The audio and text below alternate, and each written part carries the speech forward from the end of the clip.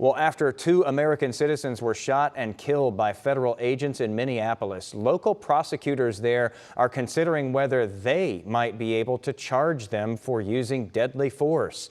Dallas County DA John Creuzot is part of a national effort now to find that answer. Here's WFAA senior political reporter Jason Whiteley.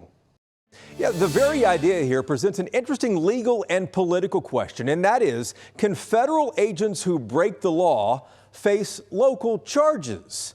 But what also happens if the federal government refuses to cooperate with local authorities? Prosecutors from all across the country now forming a brand new coalition. They want to hold federal officials accountable if those officials exceed their authority. The shooting deaths of Alex Preddy and Renee Good in Minneapolis sparked this brand new group. And among those now pushing for accountability, Dallas County DA John Creuzot.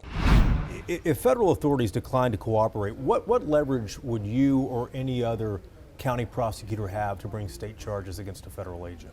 Well, we could issue subpoenas, but then they would have a superior right and they could come in and quash the subpoenas.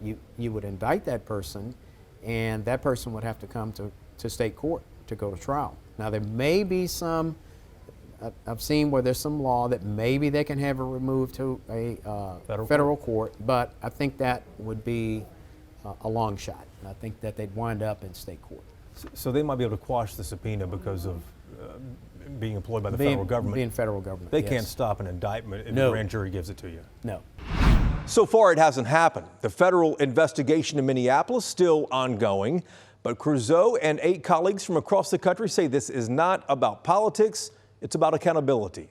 We post all of our raw political interviews from inside Texas politics. You can stream them anytime on WFAA Plus. If you don't have it yet, search for our free app right there on your smart TV.